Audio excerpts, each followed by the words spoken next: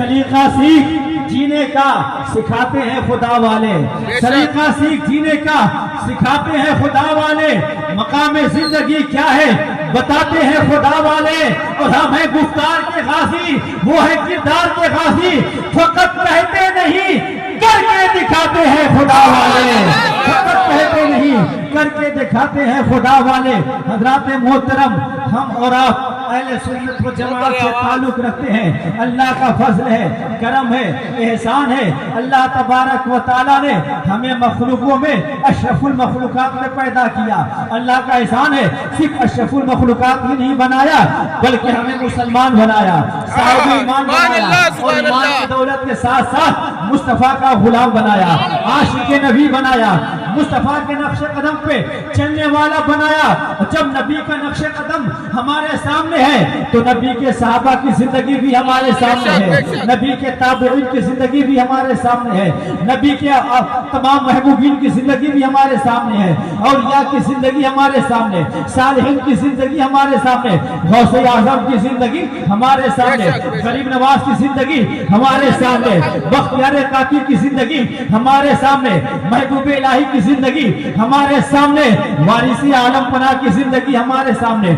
مخدوم سنہ کی زندگی ہمارے سامنے، اعلی حضرت کی زندگی ہمارے سامنے، صدر الشریعہ کی زندگی ہمارے سامنے، مفتی اعظم کی زندگی ہمارے سامنے، حافظ ملت کی زندگی ہمارے سامنے، تاج الشریعہ کی زندگی ہمارے سامنے، مجاہد ملت کی زندگی ہمارے سامنے، اللہ کا کرام ہے، ان اولیاء کرام کی زندگی ہمارے سامنے ہے۔ ہم کبھی بھٹک نہیں سکتے ہیں، ہم کبھی راہ راستے ادھر ادھر نہیں ہو سکتے ہیں، جہاں پریشانی کا سامنا ہوگا ہم تاج الشریعہ کی زندگی کو دیکھ لیں گے، جہاں پہ ہمیں کچھ سمجھ میں نہیں آئے گا ہم حافظ ملت کے مشن کو دیکھ لیں گے، جہاں ہماری عقل کام نہیں کرے گی ہم صدر الشریعہ کے اصول کو دیکھ لیں گے، جہاں پہ ہمیں ماحول کے اندر زندگی گزارنے کا ڈھنگ سمجھ میں نہیں آئے گا ہم غریب نواز کے فرمان کو دیکھتے ہوئے نظر آئیں گے، ہم سرکار غوث پاک کے اصول کو دیکھتے ہوئے نظر آئیں گے۔ اور جب حالات بہت کشیدہ ہو جائیں گے، جب ہمارا جینا دوبھر ہو جائے گا تو ہم حضرت علی کے تیور کو سامنے رکھیں گے، عثمان غنی کے پیکر کو سامنے رکھیں گے،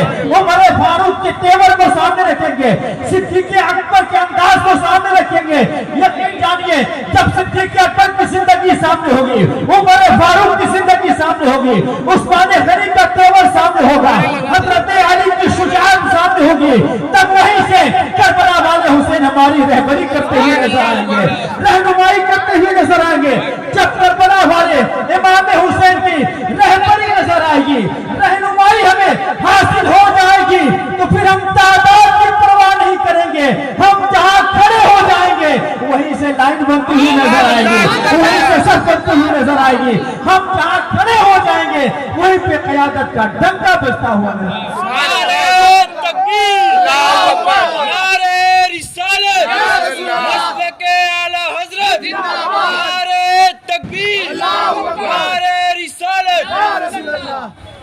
آج کچھ لوگوں کا آبجیکشن ہے، کچھ لوگوں کا اعتراض ہے، کچھ لوگ کہتے ہیں کہ یہ لوگ ابھی 2-4 دن پہلے تاج الشریعہ کے عرس منائے، اس سے 2-4 دن پہلے صدر الشریعہ کے عرس منائے، ابھی عید کا موسم گزرا نہیں تھا کہ 10 شوال کو اعلیٰ حضرت کا یوم ولادت منائے، سبحان اللہ، ہر مہینے میں کسی نہ کسی بابا کی یاد مناتے ہیں، کسی نہ کسی ولی کی یاد مناتے ہیں۔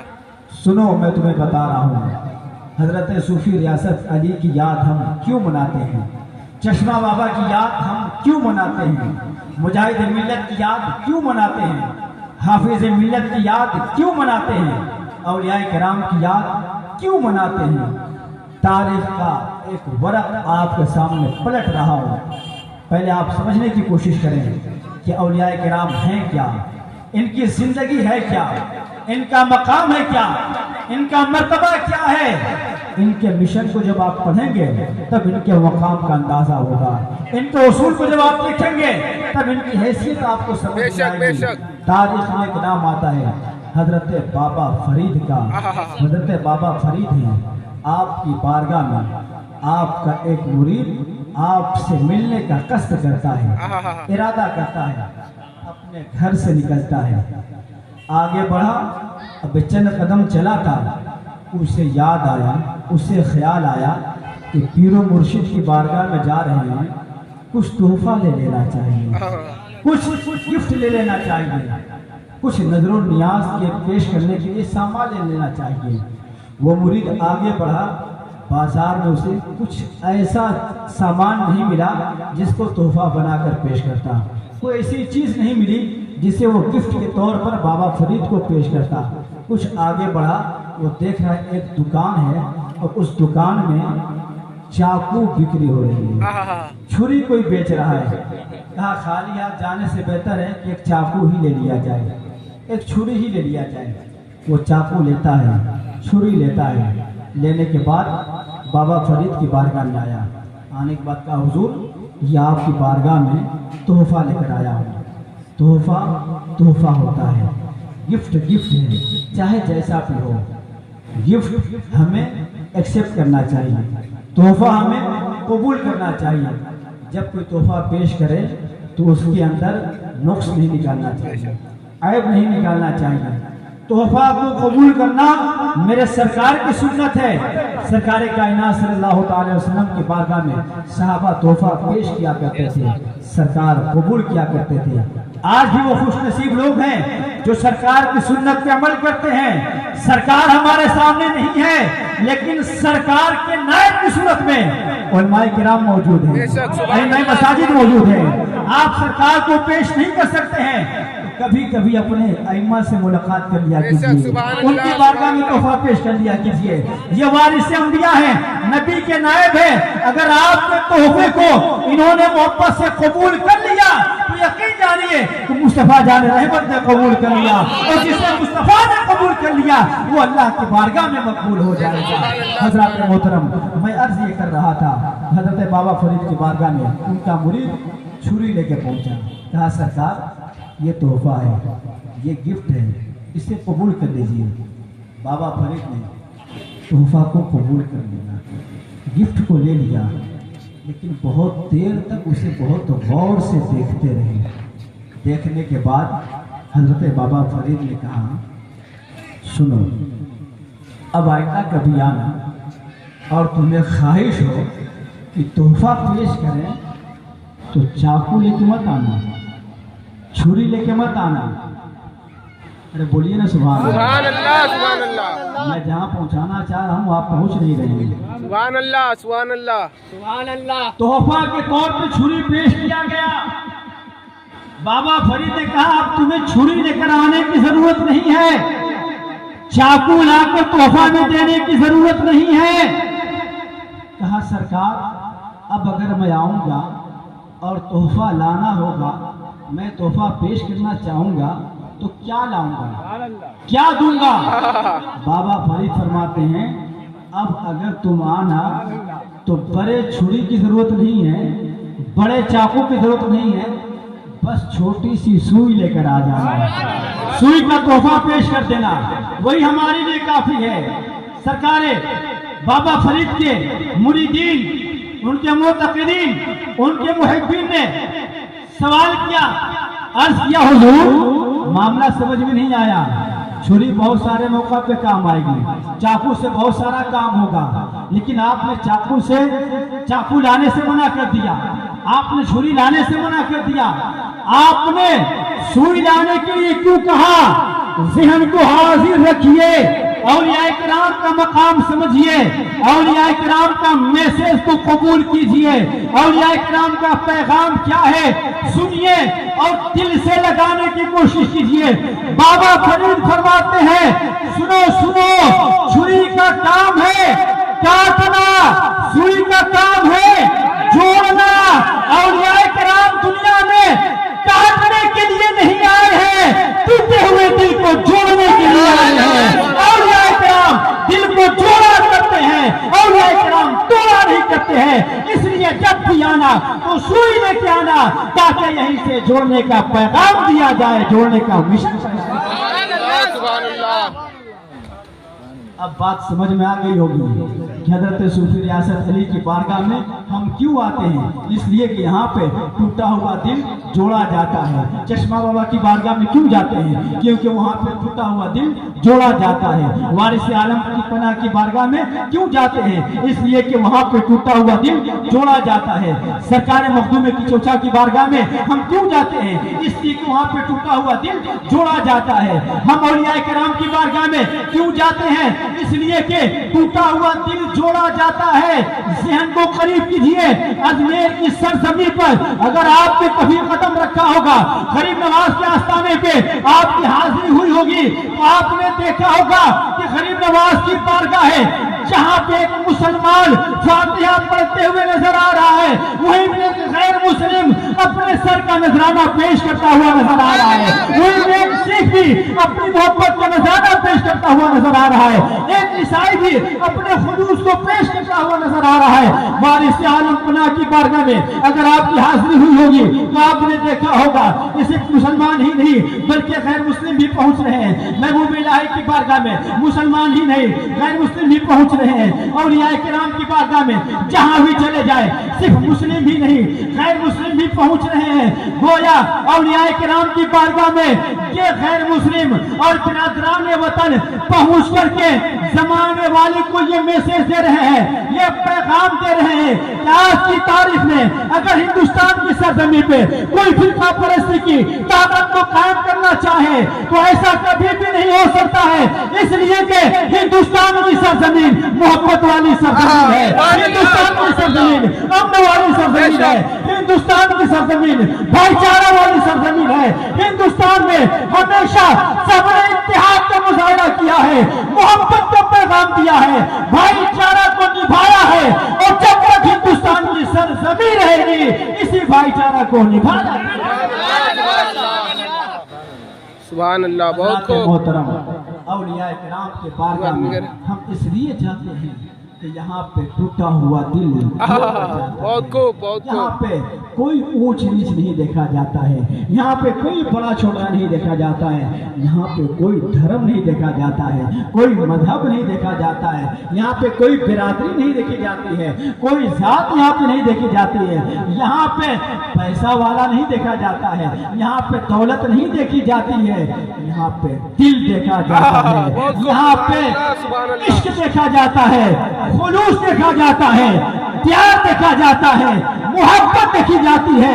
जो जिसकी तरफ खुलूस का मुजाहरा करता है उतना ही कामयाब होता हुआ नजर आता है। सुभान अल्लाह, सुभान अल्लाह। खड़े हो जाइए, हज़रत नारे इस्तेमाल कीजिए, नारे तकबीर। हम सुनते रहे, आप ये ना समझें कि मौलाना साहब लेकर आए इसलिए तारीफ कर रहे हैं। वो वक्त बताएगा, वक्त फैसला करेगा कि आज आपने किसका इंतखाब किया है, किसकी तकरीर आप सुन रही हैं। प्यार से कहिए सुभान अल्लाह, मोहब्बत से कहिए सुभान अल्लाह। सुभान अल्लाह। मैंने कुरान पाक की जिस आयत करीमा की तिलावत की, अल्लाह रब्बुल इज्जत का इरशाद है, नबी तुम्हें जो दें उसे ले लो और जिस चीज से मना करें उससे बाज आ जाओ, उससे रुक जाओ। यानी तुम्हारी कामयाबी नबी की अता को कबूल करने में है, तुम्हारी कामयाबी नबी जिससे रोक दे उससे बाज रहने में है। नबी जिस चीज का तुम्हें हुक्म दे तुम्हें वही करना है, नबी जिस चीज से तुम्हें मना कर दे तुम्हें उसके करीब नहीं होना है। और इसकी अमली तफसीर अगर आपको देखना है तो औलिया किराम की ज़ात को देख लीजिए, औलिया किराम को देख लीजिए, औलिया किराम की जिंदगी कैसी गुजरी है। मुस्तफ़ा जान रहमत की जिंदगी आप देखेंगे आपको प्यार नजर आएगी, हमदर्दी नजर आएगी। और वही जब मुस्तफ़ा के प्यारों की बारगाह में चले जाइए तो मुस्तफ़ा का मजहर बनकर ये भी प्यार लुटाते हुए नजर आएंगे, मोहब्बत के खैरात बांटते हुए नजर आएंगे, खुलूस के सौगात आपके दामन में डालते हुए नजर आएंगे। इनके बारगाह में आप पहुंचेंगे तो हमदर्दी मिलेगी, इनके बारगाह में पहुंचेंगे तो दुख दर्द सब खत्म होता हुआ नजर आएगा। इनकी बारगाह में पहुंचेंगे तो आपके दिल को सुकून मिलेगा, दिल को इत्मीनान मिलेगा। और उसके बाद जब वहाँ से आप वापस पलटेंगे तो शायद काम होते हुए नजर आएंगे, कामयाब होते हुए नजर आएंगे। मैं रसूल कायनात सल्लल्लाहु अलैहि वसल्लम की बारगाह से एक छोटी सी झलक, एक छोटे से वाक़ये की रोशनी में पेश करके اپنی بات کو سمیٹنے کی کوشش کر رہا ہوں تاکہ آپ کو سمجھ میں آئے کہ مصطفیٰ کی زندگی کیسی تھی اور ان اولیاء کرام نے اس زندگی سے کتنا استفادہ کیا۔ آج یہ اولیاء کرام نے اس زندگی سے فائدہ حاصل کر کے زمانے والوں کو کتنا منور کیا ہے، کتنا معطر کیا ہے، کتنا مجلہ کیا ہے، کتنا مصفح کیا ہے۔ آقا کائنات صلی اللہ تعالی علیہ وسلم ہے، کاشانہ اقدس سے باہر نکلتے ہیں، ایک عورت کی آواز کان سے ٹکراتی ہے، میرے آقا اس عورت کی آواز کی سمت پڑھتے ہیں، دوپہر کی چلچلاتی ہوئی دھوپ ہے، اس دھوپ میں عورت نے سرکار کو اپنے قریب بلا کر مخاطب کر کے آپ سے گفتگو کرنا شروع کر دیا، اپنی باتوں کو پیش کرنا شروع کر دیا، اپنے درد دل کو بیان کرنا شروع کیا۔ آقا کائنات ہے، گرمی کا موسم ہے، چلچلاتی ہوئی دھوپ ہے، وہ عورت بولے جا رہی ہے اور سرکار سنے جا رہے ہیں، رحمت للعالمین ہیں تو اس سے منع نہیں کر رہے ہیں، اسے روک نہیں رہے ہیں۔ صحابہ کرام اپنی اپنی جگہ سے دیکھ رہے ہیں اس سرکار یہ کر کیا رہے ہیں، اس عورت کی بات کو سنے جا رہے ہیں، نہ دھوپ کی پرواہ ہے، نہ وقت کا خیال ہے، نہ اپنے جسم کے بارے میں کچھ سوچ رہے ہیں۔ آخر میں ایک صحابی رسول آگے بڑھتے ہیں اور بڑھنے کے بعد سرکار کے کان میں کہتے ہیں، سرکار آپ کس سے گفتگو کر رہے ہیں، آپ کس سے بات کر رہے ہیں؟ یہ عورت پاگل ہے، اسی طرح بڑبڑاتے رہتی ہے، بولتے رہتی ہے، اتنا بولتی ہے کہ آج پوری آبادی میں کوئی اس کی بات سننے والا نہیں ہے، کوئی اسے قریب کرنے والا نہیں ہے۔ رحمت للعالمین کی رحمت کا فیض دیکھو، آقا کائنات کا جواب سنو۔ میرے آقا فرماتے ہیں، ارے جس کی بات کوئی نہیں سنتا ہے اسی کی بات کو سننے کے لیے میں آ رہا ہوں، جس کا کوئی نہیں سنتا ہے اس کا میں سنا کرتا ہوں، اگر میں بھی نہ سنوں تو پھر کون ہے جو اس کو سنے گا؟ کون ہے جو اس کے درد کا دوا پیش کرے گا؟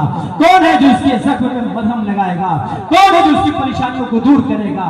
آقا کائنات نے کیسا میسج دیا، کیسا پیغام دیا، گویا میرے آقا نے بتا دیا کہ یہ وہ بارگاہ ہے جہاں سے سب کو فیض کا حصہ ملتا ہے، یہ وہ بارگاہ ہے جہاں پہ سب کی سنی جاتی ہے، یہ وہ بارگاہ ہے جہاں سے سب کو مالا مال کیا جاتا ہے۔ مصطفیٰ کی بارگاہ سے مالا مال کیا جاتا ہے یہ تو بہت دور کی بات ہے، مصطفیٰ کی بارگاہ سے سب کو عطا کیا جاتا ہے یہ تو بہت دور کی بات ہے۔ اگر اس کو سمجھنا ہے تو اولیاء کرام کی بارگاہ میں آ جاؤ، تمہیں سمجھ میں آ جائے گا۔ جب یہ اللہ والے اتنا عطا کرتے ہیں، یہ اللہ والے اتنا دیتے ہیں، یہ اللہ والے اتنی پریشانی دور کرتے ہیں تو پھر مصطفیٰ کتنا دیتے ہوں گے، مصطفیٰ کتنا عطا کرتے ہوں گے۔ بریلوی کے امام فرماتے ہیں، کون دیتا ہے؟ دینے کو منہ چاہیے، دینے والا ہے سچا ہمارا نبی اور میرے مرشد حضور تاج الشرکیہ ارشاد فرماتے ہیں، جہاں پانی عطا کرتے بھری جنت ہبا کرتے، نبی مختار کل ہے جس کو جو چاہے۔ سبحان اللہ، سبحان اللہ، بہت خوب۔ پھر تاج الشریعہ فرماتے ہیں کہ اگر تمہیں کچھ لینا ہے تو نبی کی بارگاہ میں، مصطفیٰ ہی عطا کرنے والے ہیں اور وہی زندگی کامیاب ہے جس زندگی کا کنیکشن مصطفیٰ کی بارگاہ سے ہے، جس کا ربط مصطفیٰ کی بارگاہ سے ہے، جس کا تعلق نبی کی بارگاہ سے ہے۔ وہ زمین کے اوپر ہے تو بھی کامیاب ہے اور زمین کے اندر ہے تو بھی کامیاب ہے۔ میرے تاج الشریعہ ارشاد فرماتے ہیں، زندگی یہ نہیں ہے کسی کے لیے، زندگی ہے نبی کی، نبی کے لیے نا سمجھ مرتے ہیں، زندگی کے لیے جینا مرنا تو سب کچھ ہے نبی کے لیے۔ اللہ نے زندگی نبی کے صدقے میں دی ہے تو اس زندگی کو نبی کے بارگاہ میں قربان کر دو، اس زندگی کو نبی کے نام کر دو۔ جب نبی کے نام کر دو گے تو پھر زمانہ صوفی ریاست علی کی طرح تمہیں یاد کرے گا، زمانہ چشمہ شاہ بابا کی طرح تمہیں یاد کرے گا، زمانہ وارث عالم پڑا کی طرح تمہیں یاد کرے گا، زمانہ بریلی کے احمد رضا کی طرح تمہیں یاد کرے گا، زمانہ مخدوم سمنا کی طرح تمہیں یاد کرے گا، زمانہ غریب نواز کی طرح تمہیں یاد کرے گا، زمانہ اولیاء کرام کی طرح تمہیں یاد کرے گا۔ اگر اولیاء کرام کی طرح نہیں یاد کرے گا تو کم سے کم غلام اولیاء میں تمہارا سبحان اللہ سبحان اللہ۔ اس لیے کوشش یہ رہے کہ زندگی کو مصطفیٰ کی وفاداری میں گزارنا ہے، مصطفیٰ کا وفادار بن کر اس دنیا سے جانا ہے۔ اگر اس دنیا سے ہم مصطفیٰ کے وفادار بن کے گئے تو ہماری یہ زندگی بھی کامیاب ہو جائے گی اور اس کے بعد والی زندگی بھی کامیاب ہو جائے گی۔ اللہ تبارک و تعالیٰ کی بارگاہ میں دعا ہے، اللہ تعالیٰ ہم سب کے کہے سنے کو اپنی بارگاہ میں قبول فرمائے۔ میرے کہنے میں یا آپ کے سننے میں کہیں سے کسی قسم کی کوئی غلطی ہوئی ہو، آئیے ہم سب مل کر اپنے رب کی بارگاہ میں توبہ کر لیں۔ پڑھیے استغفر اللہ ربی من من کل کل ذنب ذنب واتوب الیہ، واتوب لا الہ الا اللہ محمد رسول اللہ صلی اللہ تعالی علیہ وسلم۔ بس اس پیغام کے ساتھ، اس شعر کے ساتھ اپنے تقریر کو ختم کرتا ہوں۔ شاعر کہتا ہے، یہی ہے آرزو تعلیم قرآن عام ہو سبحان اللہ سبحان جائے، اللہ۔ یہی ہے آرزو تعلیم قرآن عام ہو جائے، ہر ایک پر چم سے اونچا پرچم اسلام ہو جائے، ہر ایک پر چم سے اونچا پرچم اسلام ہو جائے۔ خوب سے چمن پھول چھٹی شاد رہے، باغ پا جاتا ہوں میں، گلشن تیرا آباد رہے، وما علیہ الا البلاغ۔ السلام۔